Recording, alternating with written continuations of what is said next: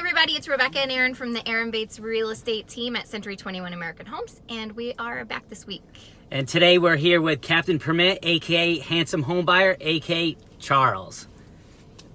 Welcome, Thank welcome you. to our Good back to be seats. here. Really excited for car karaoke. I can't wait. It'll be great. So first, let's talk about Captain Permit. So you're kind of doing something that I haven't really seen people do before with Captain Permit. Yes, so I guess I'm kind of like the investor formerly known as the Handsome Homebuyer, now Captain Permit, but still the Handsome Homebuyer because we're doing it all. Mm-hmm. So one of the largest purchases of single-family homes on Long Island. Last year we bought 67 that we flipped. This year we're on pace to buy 100. And during that process, I was dealing with a lot of different architects and expediters, and it was nothing but problems. I think everybody in the business can relate to that. Right. Mm-hmm. You call them, they don't call you back. They say they're going to deliver plans in 3 days. 3 months goes by. Every day it costs you money. So finally, I just threw my hands up in the air and said, we're going to do this on our own. So I hired draftsman, architect. My brother-in-law is running that particular division, and now we do it for ourselves. And then I was like, you know what? There's such a big need. Let's open it up to the public. And that's what we did. That's Nice, really, nice. really awesome. I know that from our own experience, we see delays with COs and permits and things like that all the time. Especially if you don't know what you're doing. You know, a lot of the times people don't even know how to speak to anybody at the town. Yeah, I mean, there's so much going on right now. I mean, we're great because since we flip so many houses, we know like the ins and outs. For example, when you buy, I always tell investors, like when you buy a house, as soon as you get the accepted offer, you call me. And then when you get the title report, you call me, because there's a lot of like violations and things that like hinder the sale or getting permits that nobody will look at and they won't tell you about. Mm-hmm. And then you're borrowing hard money and you're wasting $150 a day sitting there waiting for someone to get it together. Also, the towns they're on people. I mean, let's face it, permits equal what? Lots Time of money. and Lots money. of money. Time and money. Lots of money for the town. So they have guys out there hunting for you, you know, trying to shut down jobs, sending you to court for tickets. It's a big business. Mm-hmm. So, you know, you don't want to get caught up in that. Right. Well, I think you're doing a really awesome thing. So as the handsome home buyer and investor, The handsome ham. Handsome did I say that? Yeah. Oh well, It's all right. Handsome homebuyer. It's true. both. It's true. I'm gonna change your. Just want to let you handle. guys know that we're still doing this video after Charles got T-boned by a car today. Now that's devotion. It's been yeah, nothing but problems. Yeah, one of my crew members got arrested. The cars actually accidentally got painted in Home Depot parking lot while Home Depot was spraying their building. Now I just got T-boned and it's 10 o'clock. Right. So you're just putting out fires today. Exactly. Hopefully You're we a got fireman. Hopefully we got it all out of the way, and the rest of the day is going to be good because I have 2 Perfect. closings and I hope they go well. Awesome. So speaking of closings, getting properties. What are you seeing going on from an investor standpoint in the market over the past year? It's hard. It's kind of like it's funny because in February I kind of like had this feeling. I remember very, very quick story. When I first started this like 4.5 years ago, I was talking to this investor and I'm like, yo, if you're doing 50, 60, 70 homes a year and you have all these houses and the market's going to take a crap, what are you nervous? He says, you're going to be doing so many, you're going to feel it. And then in February, I just had this weird feeling. And then I saw you guys actually had a video where you're like, the party's over! Is the party over? And I was like, wow! And things are just kind of different. It's like, it's a lot harder to get product. You really have to be like totally outside the box. The days of like, you can just go to the auction or you can just pop on the MLS, those are really over. You have to like get creative and you have to work. Right. You know, you have to do things like this, like what you guys are Right. doing to We're generate working. business. I think Right. everyone's kind of feeling that same thing, right? Absolutely. Right. Especially the buyers out there trying to buy a home right now. You know, there was no inventory. You know, that's changing a little bit in the last 30 days, but for the most part, they've been pretty frustrated. Yeah, I mean, there's no inventory for us to buy. There's no inventory for them to buy. It's a lot. It's really a lot. It's a very strange time. But still, like I feel like prices are still like, even though they're going up, I feel like they're still relatively good. Like I don't think things are overvalued on Long Island at all. I think you know they are where they should be. You guys with me on that? No, I strongly agree. Yeah, and I think there's been a difference too. You know, I think there was a good like 2 months, maybe 3 months, where the prices were higher than they are right now. You know, I think that we've seen a little bit of stabilization. You know, I think it's still good. It's still a seller's market. If you're selling a house right now, it's still a great time to sell a house. But it's better for buyers right now than it was 2 months ago. Yeah, no, I think so. There's a little bit more inventory coming on, so it's a little bit more of like a balance. Now people have something to kind of choose from, but at the same time, it's prices aren't going crazy. Right. So it's good, but it's on the investor side, it's never easy. It's a constant. You're constantly reinventing yourself. You're constantly looking to do different things. You, as an investor, I would encourage people to you have to know about all areas and all different facets of investing. Like when I first started, I was doing flips in like Merrick, Belmore, Wanta areas only.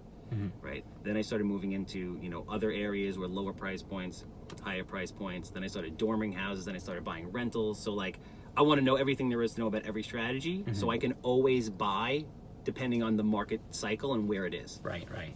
And I would say right now, Siri just talked.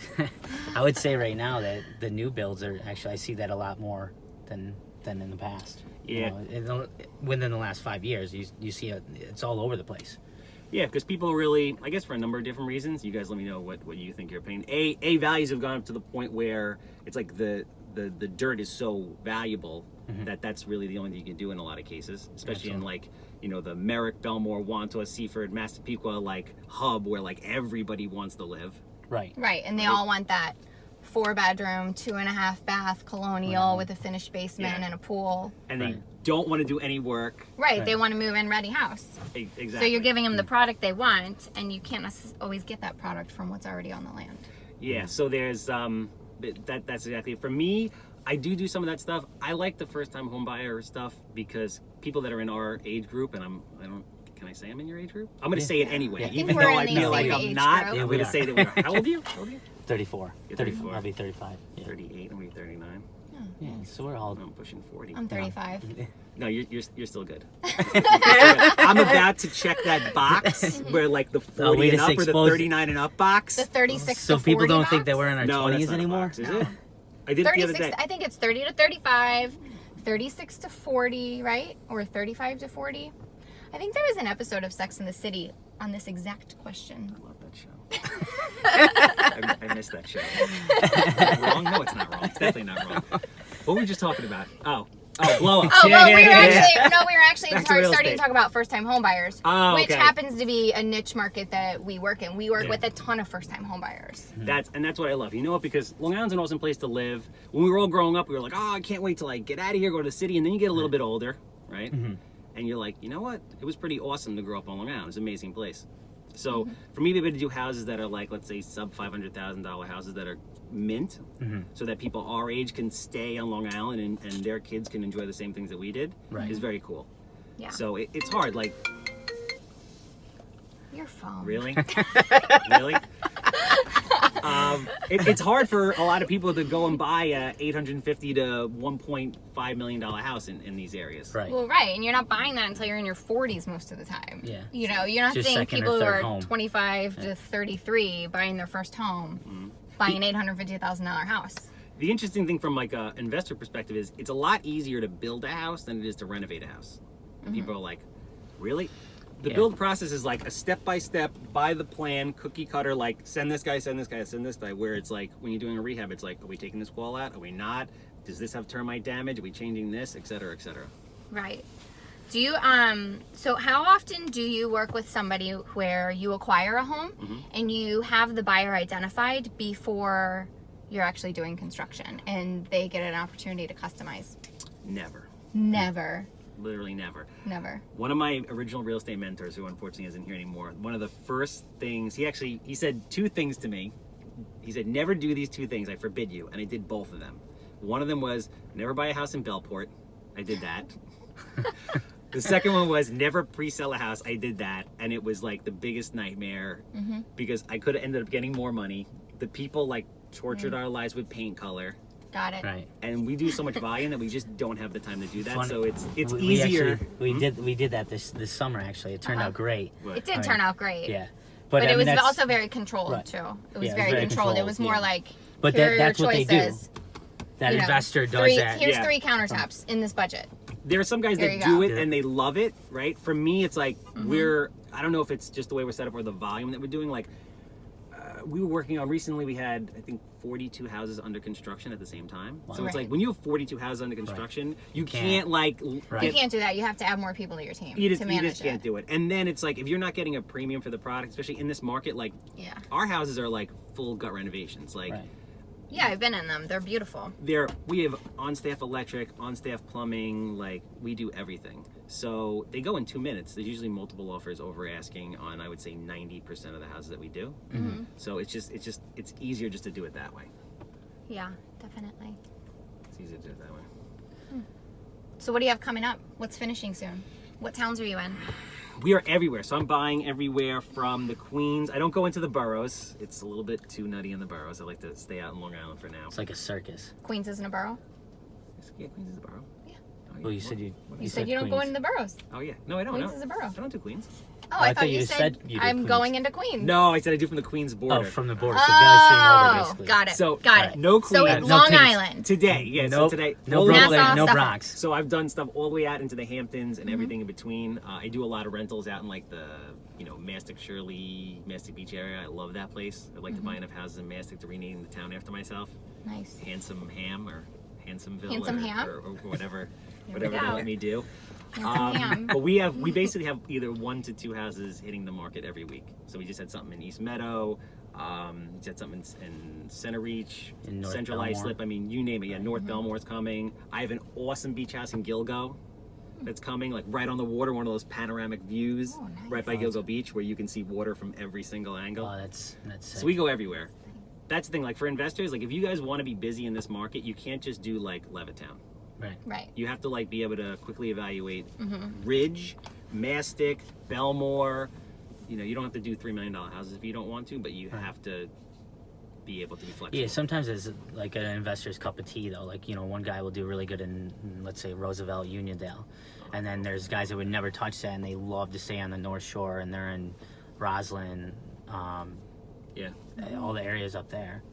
Yeah, it's Right. interesting. But I think what Charles is saying is that if you're If all over the place, you have the ability to be flexible no matter what the market throws at you. So no matter what all of those uncontrollables are, whether it's the mortgages, the finance, the market, whatever it is, because you're everywhere, you're going to survive whatever happens, right? You're always going to have something to go to. Exactly. So it's like if you have, once you get to the point where you start raising investor money and you have like staff and people that you have to keep busy who rely on you, you have to keep feeding that machine. Right. So like it's kind of like a blessing and a curse, because when you're doing like 4 houses a year and you're working out of your house, it's awesome. But once you have like an office and staff and all this stuff, you have to keep feeding that machine. So whatever it takes to do that. Right. They're all relying on you to put food on their table. Yeah, the more you get into this, the more stress and pressure there is to do that. Which is like, it's very rewarding in one respect that you get to like help and take care of people. Like my brother-in-law is running the permit business. He's also, we work with architects, but he's becoming an architect. So it's very rewarding to be able to like help your family and people that you care about. That reminds me of something I was going to ask you about. Nice. Well, I didn't want you to stop what you're saying though, but I saw on your Instagram last night, your stories. You're in grad school? Yeah. So what are you So in that's grad the school next for? phase. So I'm always looking. So when I started flipping, my ultimate goal is to have a REIT originally. And anybody doesn't know, that's a real estate investment trust, which is basically like a giant pool of money, like a hedge fund that just buys real estate, right? So I'm like, how am I going to do that? So I have to flip out. I'm going to flip houses to make some money to prove to people that I can make them money, and as a result, they'll invest in me, and I'll get to that level. So that is actually what happens. We have hedge funds directly investing in us now. We can basically write our own ticket as far as that, and it just kind of grew and grew and grew. So now I'm at NYU getting my master's in real estate development, Oh, awesome. so that I could start developing larger multifamily projects across the country. And then ultimately I want to have a private equity firm, like similar to like a Blackstone model, where we partner with developers, we develop, we buy big commercial property across the world, and we also buy underperforming businesses that we put new management in and then get them to perform better, and then either sell them or hold them for cash flow. So those are like the things that I want to do going forward within the next 5 years. Nice. So I want to say that you're an investor that watched HGTV last night and you decided to flip a house. I actually don't own a TV, believe it or not. I don't have a TV. I haven't had a TV in at least 5 years. So he doesn't even know. If So I have, He doesn't even know what HGTV no, is. no. I mean, I know that in a half an hour, everything goes horribly wrong. It goes from being a total mess to the most beautiful thing ever, and they still make $1 million. Making $1 That I million. know. That I know. You don't know anything about the holding cost. No. What it costs to renovate. No. Nothing. No, none of that. None of that. Yeah, the town shutting you down. Right. The They don't show that. you name it, it happens. It's be careful what you wish for. It's not as sexy as it is on TV. It's a lot of fun.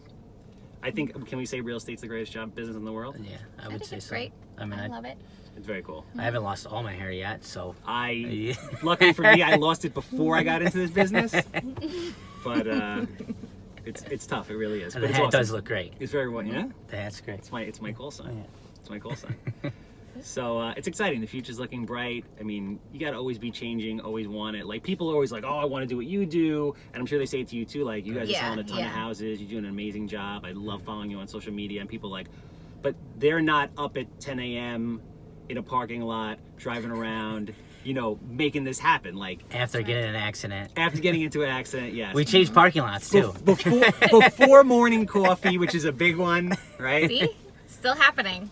The coffee.